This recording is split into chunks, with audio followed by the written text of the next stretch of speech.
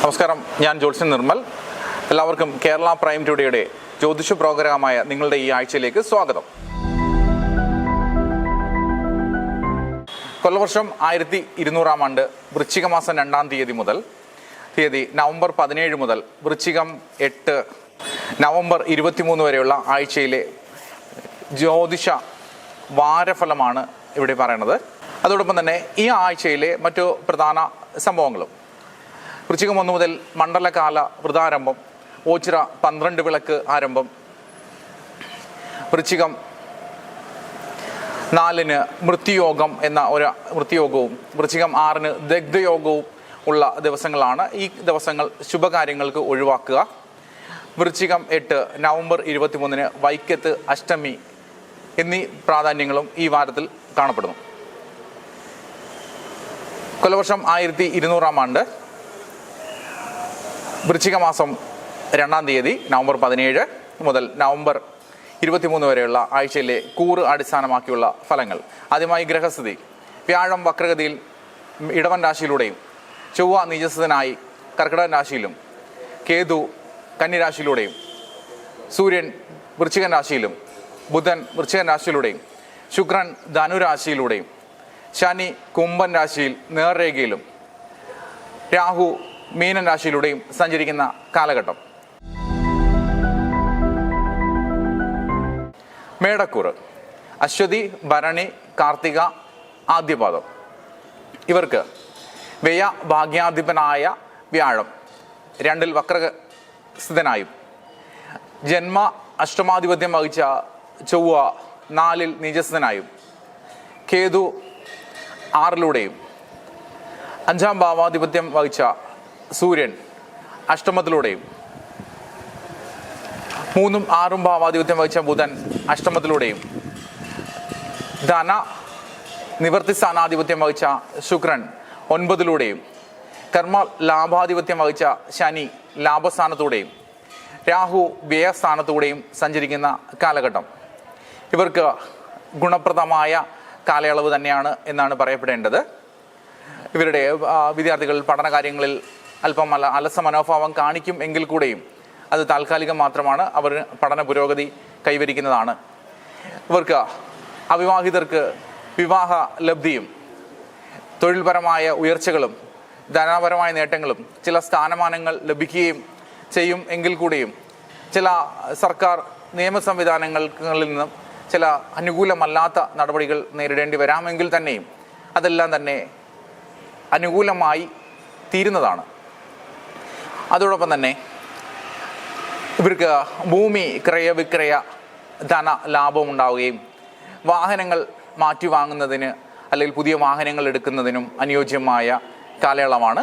അവിവാഹിതർക്ക് വിവാഹത്തിന് അനുയോജ്യമായ ആലോചനകൾ ലഭ്യമാകുന്ന ഒരു കാലയളവാണ്. ഇവർക്ക് മൊത്തത്തിൽ നമുക്ക് ധനപരമായി, തൊഴിൽപരമായി, ആരോഗ്യപരമായ, വിദ്യാഭ്യാസപരമായ എല്ലാ കാര്യങ്ങളിലും അനുകൂലതകൾ പറയാവുന്ന ഒരു കാലയളവാണ്. ഇവർക്ക് മറ്റ് വലിയ ദോഷദുരിതങ്ങളില്ലാത്തതിനാൽ പ്രത്യേക പരിഹാരങ്ങൾ ആവശ്യമില്ല. ഇടവക്കൂറ്: കാർത്തിക ആദ്യ 3 പാദം, രോഹിണി മകയിരം ആദ്യ പകുതി.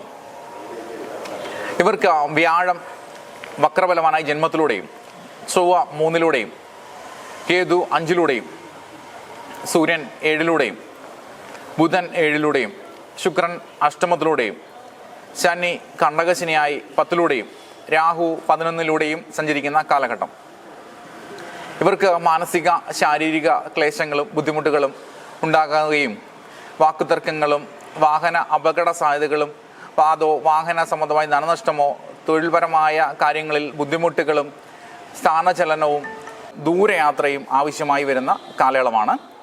ഇവർ പരിഹാരമായി വ്യാഴാഴ്ച ദിവസം മഹാവിഷ്ണു ക്ഷേത്രത്തിൽ ദർശനം നടത്തി ഭാഗ്യസൂക്തം, പാൽപായസം, തുളസിമാല, തൃക്കൈവെണ്ണ എന്നീ വഴിപാടുകൾ നടത്തുകയും വ്യാഴാഴ്ച ദിവസങ്ങളിൽ മഞ്ഞ വസ്ത്രം ധരിക്കുകയും ശനി കണ്ടകശനിയായി തുടരുന്നതിനാൽ ഇവർ ശനിയാഴ്ച ദിവസം ശാസ്താക്ഷേത്ര ദർശനം നടത്തി നീരാഞ്ജന വഴിപാട്, എള്ളുപായസം എന്നീ വഴിപാടുകൾ നടത്തുകയും അതോടൊപ്പം ശനിയാഴ്ച ദിവസങ്ങളിൽ കാക്കയ്ക്ക് മധുരം കലർന്ന ഭക്ഷണം നൽകുന്നതും ശനിയാഴ്ച ദിവസങ്ങളിൽ കറുത്ത വസ്ത്രം ധരിക്കുന്നതും ഇവർക്ക് ശനിദോഷ ദുരിത നിവാരണത്തിന് ഉത്തമം. മിഥുനക്കൂറ് മകയിരം അവസാന പകുതി, തിരുവാതിര, പുണർദം ആദ്യ 3 പാദം. ഇവർക്ക് ചൊവ്വ 2-ൽ നീചസ്ഥനായും കേതു 4-ലൂടെയും സൂര്യൻ 6-ലൂടെയും ബുധൻ 6-ലും ശുക്രൻ 7-ലൂടെയും ശനി 9-ലൂടെയും രാഹു 10-ലൂടെയും വ്യാഴം 12-ൽ വക്രബലവാനായും സഞ്ചരിക്കുന്ന കാലഘട്ടം.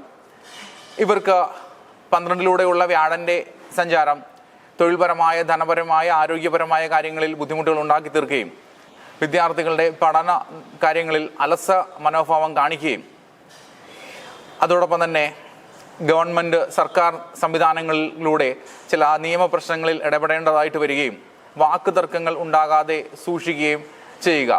ഇവർക്ക് 12-ലെ വ്യാഴൻ്റെ വക്രഗതിയിലൂടെയുള്ള സഞ്ചാരം, 12-ാം വ്യാഴം സ്ഥാനഭ്രംശം, ധനനഷ്ടം, തൊഴിൽപരമായ നഷ്ടങ്ങൾ ഉണ്ടാക്കും എങ്കിൽ കൂടിയും അതിൻ്റെ വക്രഗതിയിലൂടെയുള്ള സഞ്ചാരം അതിൻ്റെ ദോഷദുരിത കാഠിന്യം താരതമ്യേന കുറയ്ക്കുന്നതാണ്. ഇവർ പരിഹാരമായി മഹാവിഷ്ണു ക്ഷേത്ര ദർശനം നടത്തി വഴിപാട് കഴിച്ച് പ്രാർത്ഥിക്കുക. അതോടൊപ്പം ഭദ്രകാളി ക്ഷേത്രത്തിൽ രക്തപുഷ്പാഞ്ജലി വഴിപാട്, ശിവക്ഷേത്രത്തിൽ ജലധാര, പിൻവിളക്ക് എന്നീ വഴിപാടുകളും നടത്തി പ്രാർത്ഥിക്കുക. കർക്കിടകക്കൂറ് പുണർദം അവസാന പാദം, പൂയം, ആയില്യം. ഇവർക്ക് ചൊവ്വ നീചസ്ഥനായി ജന്മത്തിലൂടെയും കേതു 3-ലൂടെയും സൂര്യൻ 5-ലൂടെയും ബുധൻ 5-ലൂടെയും ശുക്രൻ 6-ലൂടെയും ശനി അഷ്ടമത്തിലൂടെയും രാഹു 9-ലൂടെയും വ്യാഴം വക്രബലവാനായി 11-ലൂടെയും സഞ്ചരിക്കുന്ന കാലഘട്ടമാണ്. ഇവർക്ക് വ്യാഴത്തിൻ്റെ ലാഭസ്ഥാനത്തുകൂടെയുള്ള വക്രഗതിയിലൂടെയുള്ള സഞ്ചാരം എല്ലാ അഭീഷ്ടങ്ങളും സാധ്യമാക്കുന്ന കാലയളവായിട്ട് വേണം പറയാൻ. തൊഴിൽപരമായി, ധനപരമായി നേട്ടങ്ങൾ ഉണ്ടാവുക, ചിട്ടി, ലോട്ടറി പോലെയുള്ള കാര്യങ്ങളിൽ, ഞെരുക്കെടുപ്പുകളിലും മറ്റും സ്വല്പം നേട്ടങ്ങൾ ഉണ്ടാവുക, തൊഴിൽപരമായി ഉയർച്ചകളോ പ്രൊമോഷനുകളോ സാധ്യമാകുക തുടങ്ങിയ അനുകൂല കാലയളവുകൾ തന്നെയാണ് ഇവർക്ക്. എങ്കിൽ കൂടിയും ചില ശാരീരിക വൈഷമ്യങ്ങൾ ഉണ്ടാകാൻ സാധ്യത ഉണ്ട് എങ്കിൽ തന്നെയും അത് സ്വാഭാവികമായി തന്നെ അത് മാറി പൂർവ്വസ്ഥിതിയിൽ ആരോഗ്യപ്രദമായി മാറുന്നതാണ്. വ്യാഴൻ്റെ ഇഷ്ടഭാവസ്ഥിതി വലിയ രോഗദുരിതങ്ങളോ കടബാധ്യതകളോ അല്ലെങ്കിൽ ബുദ്ധിമുട്ടുകൾ ഉണ്ടാക്കുന്നതില്ല. ഇവർക്ക് ഗ്രഹ സഞ്ചാരങ്ങൾ അനുകൂലമായതിനാൽ മറ്റു പ്രത്യേകിച്ച് വഴിപാടുകൾ ആവശ്യമില്ല. ചിങ്ങക്കൂറ് മകം, പൂരം, ഉത്രം ആദ്യപാദം. ഇവർക്ക് കേതു 2-ലൂടെയും ജന്മാധിപനായ സൂര്യൻ 4-ലൂടെയും ബുധൻ 4-ലൂടെയും ശുക്രൻ 5-ലൂടെയും ശനി കണ്ടകശനിയായി 7-ലൂടെയും രാഹു അഷ്ടമത്തിലൂടെയും വ്യാഴം വക്രബലവാനായി 10-ലൂടെയും ചൊവ്വ നീചസ്ഥനായി 12-ലൂടെയും സഞ്ചരിക്കുന്ന കാലഘട്ടമാണ്. കർമ്മത്തിലെ വ്യാഴം തൊഴിൽപരമായി ബുദ്ധിമുട്ടുകൾ ഉണ്ടാക്കി തീർക്കുമെങ്കിൽ കൂടിയും സ്വല്പം ധന ലാഭമൊക്കെ ഉണ്ടാക്കി നൽകുന്നതാണ്. തൊഴിൽപരമായ ആവശ്യങ്ങൾക്ക് വേണ്ടി ദൂരയാത്രകൾ നടത്തേണ്ടതായി വരിക. അതോടൊപ്പം ശനി കണ്ടകശനിയായി തുടരുന്നതിനാൽ ദമ്പതിമാർക്കിടയിൽ അഭിപ്രായ ഭിന്നതകൾ ഉണ്ടാവുക. ഇവർക്ക് ഉള്ള വാഹനം മാറ്റിവാങ്ങുന്നതിനോ പുതിയ വാഹനം വാങ്ങിക്കുവാൻ അനുകൂലമായ കാലയളവാണ്. അതോടൊപ്പം തന്നെ നൂതന ഗൃഹനിർമ്മാണത്തിനോ ഉള്ള ഗൃഹം നവീകരിക്കുന്നതിനോ അനുകൂലമായ കാലയളവുകളാണ്. വ്യാഴൻ്റെ കർമ്മസ്ഥാനത്തൂടെയുള്ള സഞ്ചാരം അനുകൂലമല്ല എങ്കിൽ കൂടിയും അതിൻ്റെ വക്രഗതി മൂലം കർമ്മദോഷ ബുദ്ധിമുട്ടുകൾക്ക് സ്വല്പം പരിഹാരമാകുന്നതാണ്.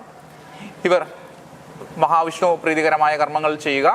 അതോടൊപ്പം വിഷ്ണു സഹസ്രനാമ ജപം, ഭാഗവത പാരായണം എന്നിവ നടത്തുന്നതും അതോടൊപ്പം ശനി കണ്ടകശനിയായി തുടരുന്നതിനാൽ ശാസ്താക്ഷേത്ര ദർശനം നടത്തി നീലാഞ്ജന വഴിപാട് കഴിക്കുക.